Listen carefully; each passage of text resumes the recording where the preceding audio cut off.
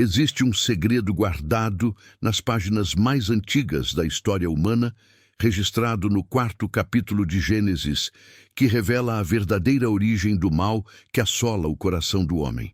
Não estamos falando de demônios externos ou forças místicas invisíveis.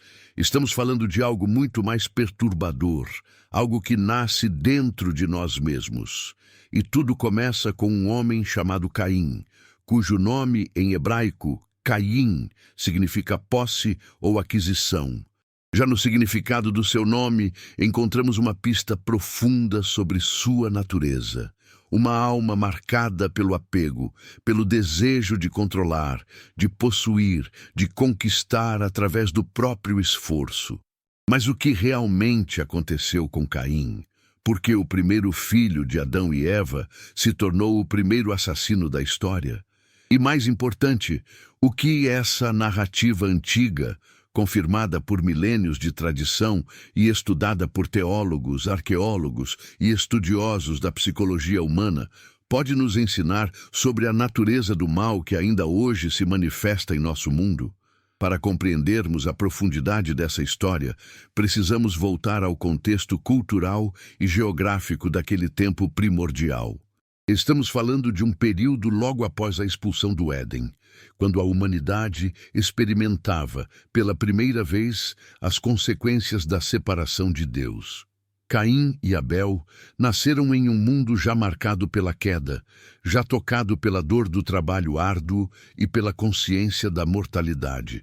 Antropólogos culturais explicam que nas sociedades antigas do Oriente Próximo, a oferta de sacrifícios era a forma primária de comunicação com o divino. Não era apenas um ritual religioso, era o reconhecimento da dependência humana em relação ao Criador. Mas aqui está o detalhe que muda tudo. As ofertas de Caim e Abel revelavam não apenas o que eles traziam nas mãos, mas o que carregavam no coração. Abel, cujo nome em hebraico Hevel significa sopro ou vapor, simbolizando a fragilidade e brevidade da vida humana, trouxe das primícias do seu rebanho, dos primogênitos, com a gordura. Já Caim trouxe do fruto da terra. À primeira vista, ambas parecem ofertas legítimas, mas estudiosos do texto hebraico original nos mostram algo fascinante. Enquanto a oferta de Abel é descrita com detalhes que indicam seleção e qualidade, a oferta de Caim é apresentada de forma genérica.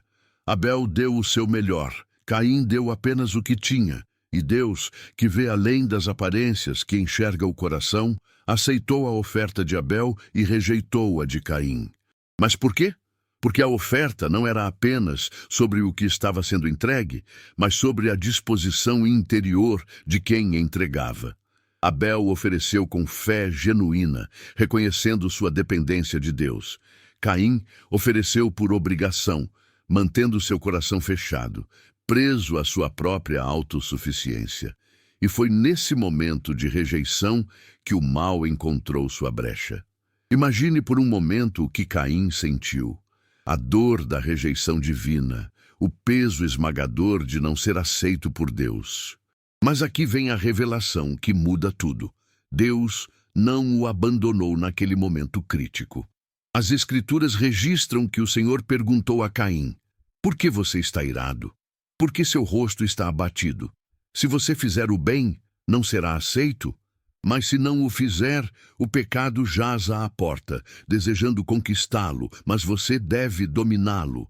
Essa é uma das passagens mais profundas e psicologicamente precisas de toda a Bíblia. Deus estava revelando a Caim e a toda a humanidade através dele que o mal não é uma força externa irresistível. O pecado está ali, sim, esperando, mas o ser humano tem o poder de dominá-lo. Essa é a grande verdade sobre o livre-arbítrio que teólogos de todas as épocas reconhecem. Somos responsáveis por nossas escolhas, mesmo diante da tentação mais intensa. A palavra hebraica usada aqui para descrever o pecado à porta é shatat, que literalmente significa errar o alvo. É a imagem de um arqueiro que não acerta o centro, O pecado, então, não é apenas fazer o mal ativo, mas também falhar em fazer o bem que deveria ser feito. E Caim havia errado o alvo em sua oferta, não porque o fruto da terra fosse inadequado, mas porque seu coração não estava correto. Especialistas em psicologia bíblica explicam que o que vemos em Caim é o nascimento do ressentimento, aquela emoção tóxica que fermenta quando nos comparamos aos outros e nos sentimos inferiores ou injustiçados. Caim não conseguiu lidar com o fato de que seu irmão tinha algo que ele não tinha, aceitação divina. E em vez de buscar a transformação interior necessária, em vez de corrigir sua atitude e oferecer a Deus o que realmente importava, seu coração, Caim escolheu um caminho muito mais sombrio. O texto bíblico nos diz que Caim convidou Abel para ir ao campo. Há algo profundamente premeditado nesse convite. Não foi um ato impulsivo de raiva momentânea. Foi planejado, calculado. Arqueólogos explicam que os campos, naquela época, eram áreas distantes das habitações, lugares isolados onde não haveria testemunhas. Caim levou seu irmão para longe dos olhos humanos, mas esqueceu-se de que nada está oculto dos olhos de Deus. E ali, naquele campo que deveria produzir vida, aconteceu o primeiro derramamento de sangue humano da história. Abel, o justo, o que oferecia com fé, foi morto pelas mãos daquele que deveria protegê-lo como irmão mais velho. E com aquele ato, Caim não apenas tirou uma vida, ele introduziu no mundo algo que não existia antes: o homicídio, a violência fraterna, a destruição intencional de uma vida humana criada à imagem de Deus. Mas aqui está o que mais impressiona. Tanto a verdade espiritual quanto nossa compreensão psicológica moderna confirmam que Caim não matou apenas Abel naquele dia. Ele matou algo dentro de si mesmo. Matou sua própria consciência, sua própria humanidade, sua capacidade de estar em comunhão com Deus e com outros seres humanos. E quando Deus veio procurá-lo, assim como havia procurado Adão e Eva no jardim, Caim respondeu com cinismo: "Sou eu o guardião do meu irmão?" Essa pergunta revela a profundidade de sua queda espiritual. Ele não apenas negou o crime, mas negou sua responsabilidade pelo bem-estar de outro ser humano. Era como se dissesse: "Eu não devo nada a ninguém. Cada um cuida de si." Mas Deus, em sua justiça perfeita e sua misericórdia incompreensível, respondeu com palavras que ecoam através dos séculos: "Que fizeste? A voz do sangue do teu irmão clama a mim desde a terra." Aqui encontramos uma verdade profunda sobre a natureza do pecado. O sangue de Abel, derramado injustamente, tinha uma voz. Não era uma voz literal, mas uma voz espiritual, um clamor por justiça que subia até o trono de Deus. E aquele sangue ainda fala hoje. Cada injustiça, cada vida tirada sem causa, cada inocente que sofre, tem uma voz que clama aos céus. E Deus ouve, sempre ouve. A sentença veio. Caim seria amaldiçoado, separado da terra que havia bebido o sangue de seu irmão. Ele se tornaria errante e fugitivo, vagando sem descanso, sem paz, sem lar permanente. Era a consequência natural de seu ato. Quem mata a comunhão vive em isolamento. Mas então acontece algo que confunde muitos leitores das Escrituras. Caim disse a Deus: "Meu castigo é maior do que posso suportar. Hoje me lanças da face da terra, e da tua face me esconderei. Serei fugitivo e errante, e qualquer que me encontrar me matará." E Deus, o mesmo Deus que acabara de amaldiçoá-lo, coloca uma marca em Caim para protegê-lo. Essa marca, cujo significado exato foi debatido por estudiosos durante milênios, não era apenas uma punição, era também uma proteção. Teólogos explicam que isso revela o caráter paradoxal, mas perfeitamente coerente de Deus. Ele é justo e não deixa o pecado impune, mas também é misericordioso e não deseja que o pecador seja completamente destruído. A marca de Caim era um sinal de que mesmo o pior pecador ainda está sob os cuidados providenciais de Deus. Era um testemunho de que a justiça de Deus não é vingança, é restauração do equilíbrio moral do universo. Mas aqui está a tragédia final. O texto nos diz que Caim saiu da presença do Senhor. Essas palavras são devastadoras em sua simplicidade. Caim escolheu o exílio espiritual. Ele não foi arrancado à força da presença de Deus. Ele saiu e foi habitar na terra de Nod, cujo nome em hebraico significa errância ou vagação. Especialistas em geografia bíblica explicam que Nod ficava a leste do Éden, simbolicamente ainda mais distante do paraíso perdido. E ali Caim construiu uma cidade, a primeira civilização mencionada nas Escrituras. Mas era uma civilização nascida do assassinato, construída longe de Deus, fundamentada na autossuficiência humana. E seus descendentes se tornaram conhecidos por suas habilidades técnicas, por seus avanços culturais, mas não por sua piedade. Eles foram ferreiros, músicos, criadores de gado, inovadores em muitas áreas, mas viviam separados da presença divina. Essa é a lição profunda que a história de Caim nos ensina sobre a natureza do mal. O mal não é apenas fazer algo errado pontualmente. O mal é viver separado de Deus, é construir nossa vida baseada em nossos próprios padrões, é rejeitar o senhorio divino sobre nossa existência. Caim representa o arquétipo do homem que tenta ser feliz sem Deus, que busca significado na conquista material e no reconhecimento humano, mas ignora a única fonte verdadeira de paz e propósito. E o resultado é sempre o mesmo: inquietação perpétua, vagar sem destino, uma busca sem fim por algo que preencha o vazio deixado pela ausência de Deus. Quando olhamos para Caim e Abel lado a lado, vemos a dualidade fundamental da alma humana. Abel representa nossa consciência pura, aquela parte de nós que reconhece a verdade, que deseja se submeter ao bem, que oferece a Deus o melhor que tem. Caim representa nosso ego, nossa natureza carnal, aquela parte que quer fazer as coisas do nosso jeito, que se ressente quando não somos reconhecidos, que se compara aos outros e se enche de inveja. E a grande verdade espiritual é que essas duas naturezas vivem dentro de cada um de nós. Todos os dias enfrentamos a escolha entre ser Abel ou Caim, entre oferecer nosso melhor a Deus ou guardar para nós mesmos, entre lidar com a rejeição e dificuldade de forma construtiva ou deixar que a amargura nos destrua. Estudiosos da psicologia bíblica explicam que Caim é o primeiro exemplo registrado de uma mente dominada pela inveja, aquela emoção destrutiva que corrói a alma por dentro.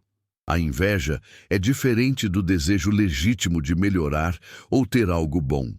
A inveja é o ressentimento pela felicidade do outro. É a dor que sentimos não porque nos falta algo, mas porque alguém tem algo que queremos. E foi essa inveja que plantou a semente do assassinato no coração de Caim.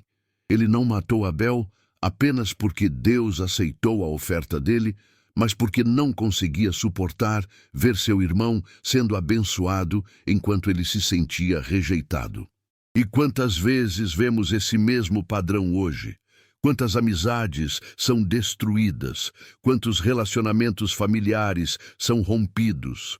Quantas pessoas são prejudicadas porque alguém não consegue lidar com o sucesso alheio? Mas a história de Caim também nos ensina sobre a voz da consciência. Quando Deus disse que o sangue de Abel clamava da terra, ele estava revelando uma verdade profunda sobre a natureza humana.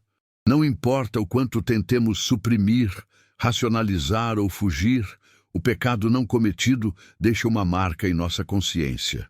Psicólogos modernos confirmam o que a Bíblia já ensinava há milênios.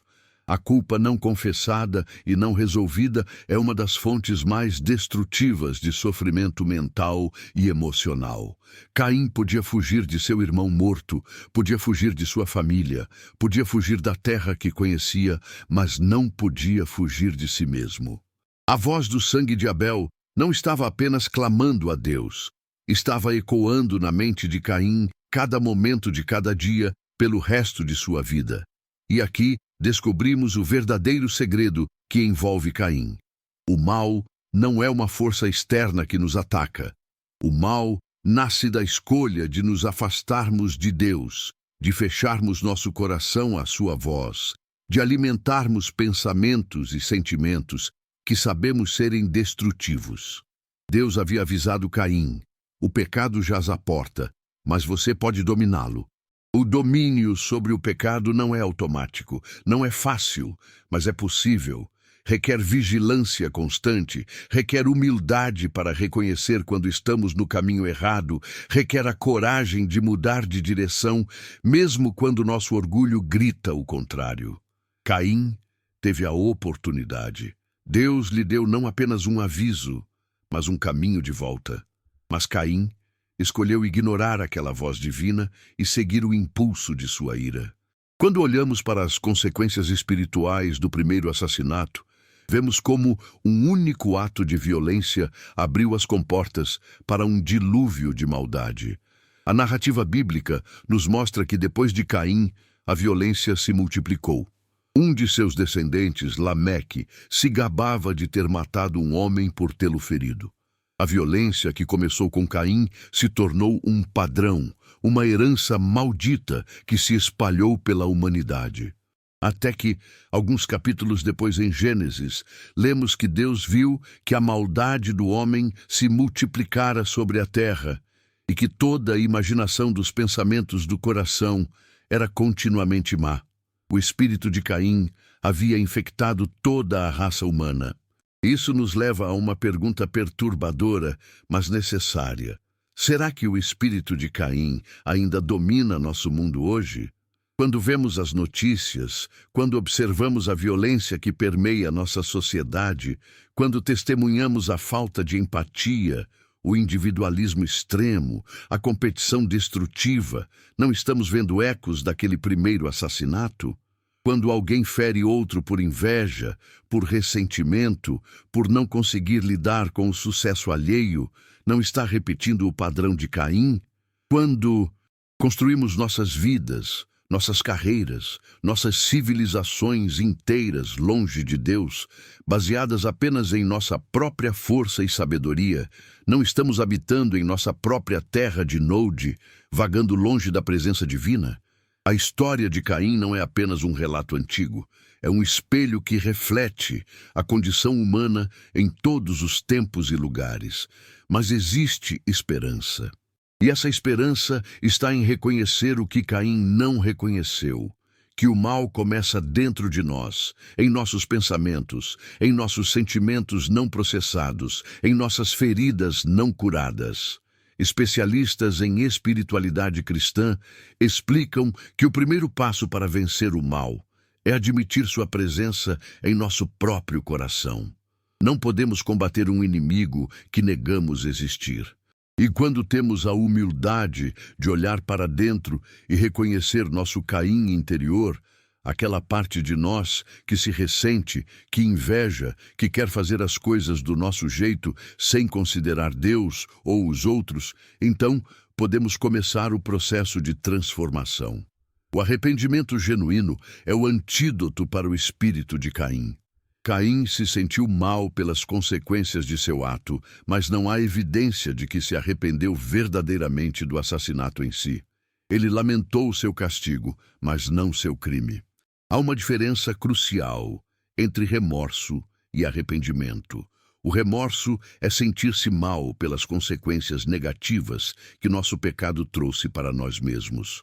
O arrependimento é reconhecer a maldade do ato em si, é ver o pecado como Deus o vê, é ter o coração quebrantado, não porque fomos pegos ou punidos, mas porque ofendemos a santidade de Deus e prejudicamos outros seres humanos criados à sua imagem. E quando há arrependimento verdadeiro, há transformação. A mesma pessoa que era dominada pela inveja pode aprender a se alegrar com o sucesso dos outros. A mesma pessoa que vivia cheia de ressentimento pode encontrar paz e gratidão. A mesma pessoa que construía sua vida longe de Deus pode retornar à sua presença e encontrar descanso para sua alma. E aqui chegamos ao contraste mais poderoso de todos. Aquele que muda completamente o significado da história de Caim. Milhares de anos depois, outro sangue seria derramado. Mas esse sangue não clamaria por vingança como o sangue de Abel. Esse sangue clamaria por perdão. O escritor aos Hebreus nos revela essa verdade transformadora. Vocês se aproximaram de Jesus, o mediador de uma nova aliança, e do sangue aspergido, que fala melhor do que o sangue de Abel. O sangue de Abel clamava por justiça. O sangue de Jesus clama por misericórdia. Abel foi vítima inocente da maldade humana. Jesus foi vítima voluntária, que escolheu morrer para que pecadores como Caim, como você, como eu, pudessem ter uma segunda chance, uma nova vida, um novo coração. Cristo é o oposto espiritual de Caim em todos os sentidos. Caim ofereceu a Deus de má vontade e com coração fechado. Cristo se ofereceu completamente dizendo: não a minha vontade, mas a tua seja feita. Caim matou seu irmão por inveja. Cristo morreu por seus irmãos por amor. Caim fugiu da presença de Deus após seu pecado. Cristo, mesmo na cruz, manteve comunhão perfeita com o Pai. Caim inaugurou uma civilização baseada na autossuficiência humana. Cristo inaugurou um reino baseado na dependência de Deus e no amor sacrificial ao próximo. E a grande promessa do Evangelho é que não precisamos permanecer prisioneiros do espírito de Caim. Podemos ser transformados, renovados, recriados à imagem de Cristo. Como identificar o espírito de Caim em nossa vida cotidiana? Ele aparece quando nos comparamos constantemente aos outros e sentimos inveja do que eles têm. Ele aparece quando nos ressentimos de Deus por não nos dar o que achamos que merecemos. Ele aparece quando oferecemos a Deus apenas nossas sobras, nosso tempo livre, nossos recursos que já não precisamos mais, em vez de nossas primícias, nosso melhor. Ele aparece quando preferimos guardar rancor a perdoar, quando escolhemos o orgulho em vez da humildade, quando construímos nossa identidade baseada em conquistas e reconhecimento humano, em vez de em nossa identidade como filhos amados de Deus.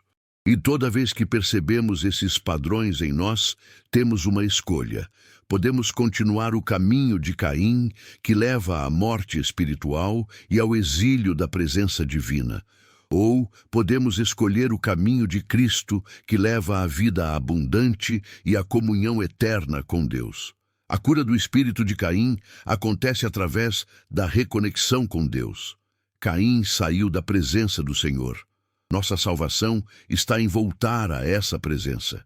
E Deus, em sua graça infinita, não apenas permite esse retorno, Ele o deseja ardentemente. Ele enviou seu próprio Filho para abrir o caminho de volta. O véu que nos separava de Deus foi rasgado, a inimizade foi desfeita. E agora, não importa quão longe tenhamos vagado na terra de Nod, não importa que civilizações de autossuficiência tenhamos construído, não importa quantas ofertas de má vontade tenhamos apresentado, Deus nos convida. Voltem para mim, e eu voltarei para vocês. Transformem seus corações, não apenas suas roupas. Ofereçam-me não apenas seus sacrifícios externos, mas seus corações quebrantados e contritos. A transformação da dor, da rejeição em sabedoria espiritual é um dos processos mais profundos da jornada cristã. Caim sentiu a rejeição de Deus em sua oferta e permitiu que aquela dor se transformasse em amargura, inveja e assassinato. Mas podemos escolher um caminho diferente. Quando sentimos que Deus não está respondendo nossas orações da forma que esperávamos, quando parece que ele aceita os outros, mas nos rejeita, quando enfrentamos dificuldades enquanto vemos outros prosperarem, podemos usar essa experiência para crescer em humildade, em dependência de Deus, em compreensão mais profunda de seu caráter e seus caminhos. Podemos aprender que a aceitação de Deus não depende de nossa performance, mas de nosso coração. Podemos descobrir que Ele não está interessado em nossos sacrifícios religiosos se eles não vêm de um espírito sincero e submisso. A verdadeira vitória sobre o mal começa dentro do coração humano. Não podemos mudar o mundo ao nosso redor se não deixarmos Deus mudar o mundo dentro de nós. Não podemos vencer o mal externo enquanto alimentamos o mal interno. E essa vitória não é alcançada através de esforço próprio ou força de vontade. É alcançada através da rendição a Deus, através da abertura à obra do Espírito Santo em nós, através da escolha diária de morrer para nosso ego e viver para Cristo. Cada vez que escolhemos perdoar em vez de guardar rancor, estamos vencendo o espírito de Caim. Cada vez que nos alegramos com o sucesso de outros, em vez de invejar, estamos destruindo as sementes da violência interior. Cada vez que oferecemos a Deus nosso melhor em vez de nossas sobras, estamos aprendendo a adoração verdadeira que Abel demonstrou. E aqui está a promessa final, a verdade que transforma tudo. Enquanto Caim fugia da presença de Deus, o mal se tornou seu companheiro inseparável. Mas quando o homem volta seu coração à luz divina, quando escolhe viver na presença de Deus em vez de longe dela, quando decide ouvir a voz que adverte sobre o pecado à porta em vez de ignorá-la, o mal perde o poder que parecia ter. Não é que a tentação desapareça completamente. Não é que nunca mais sentiremos inveja, orgulho, ressentimento, mas essas emoções deixam de nos dominar. Elas se tornam sinais de alerta, oportunidades de crescimento, lembretes de nossa necessidade contínua da graça de Deus, em vez de serem forças irresistíveis que nos levam à destruição. O segredo que envolve Caim é, na verdade, o segredo sobre todos nós. Somos todos capazes do melhor e do pior. Carregamos dentro de nós o potencial tanto para a adoração genuína de Abel, quanto para a violência destrutiva de Caim. A diferença não está em nossa natureza essencial, pois todos nascemos sob o peso da queda. A diferença está na escolha que fazemos a cada momento. Nos aproximaremos de Deus ou nos afastaremos dele? Alimentaremos nosso espírito ou nossa carne? Dominaremos o pecado que jaz à porta ou permitiremos que ele nos domine? E a beleza incomparável do Evangelho é que não enfrentamos essas escolhas sozinhos. Cristo não apenas nos mostra o caminho, ele é o caminho. Ele não apenas nos diz para dominar o pecado, ele nos dá o poder para fazê-lo através de seu Espírito que habita em nós. Que hoje possamos ter a coragem de olhar para nosso coração com honestidade, reconhecendo onde o espírito de Caim ainda tenta se manifestar. Que possamos ter a humildade de trazer essas áreas à luz de Deus, sem justificativas, sem desculpas, apenas com transparência e desejo genuíno de mudança. E que possamos ter a fé de acreditar que o mesmo Deus que viu o coração errado de Caim, mas ainda assim o protegeu, vê nosso coração, conhece nossas lutas e está pronto não apenas para nos proteger, mas para nos transformar completamente de dentro para fora. O mal que nasce no coração humano é real e destrutivo, mas a graça que flui do coração de Deus é mais real e mais poderosa. Enquanto houver fôlego em nossos pulmões, enquanto houver tempo nesta terra, nunca é tarde demais para deixar a terra de Nod, para voltar da errância, para retornar à presença daquele que nos criou, nos ama e deseja ardentemente nos restaurar. Em nome do Senhor Jesus Cristo, que transformou a história humana com seu sangue, que fala melhor que o sangue de Abel, que veio não para condenar o mundo, mas para salvá-lo, eu declaro sobre sua vida: Você não precisa ser prisioneiro do espírito de Caim. Você não precisa viver errante, fugindo da presença de Deus, carregando o peso da culpa e do ressentimento. Há perdão disponível, há transformação possível, há um novo coração esperando por você. Que a paz que excede todo o entendimento, que não depende de circunstâncias externas, mas da presença constante de Deus, guarde seu coração e sua mente em Cristo Jesus. Que você encontre descanso para sua alma não na autossuficiência ou nas conquistas humanas, mas na graça imerecida e infinita do Pai. Que você aprenda a oferecer a Deus não apenas sacrifícios externos, mas o sacrifício que Ele verdadeiramente deseja, um coração quebrantado e contrito.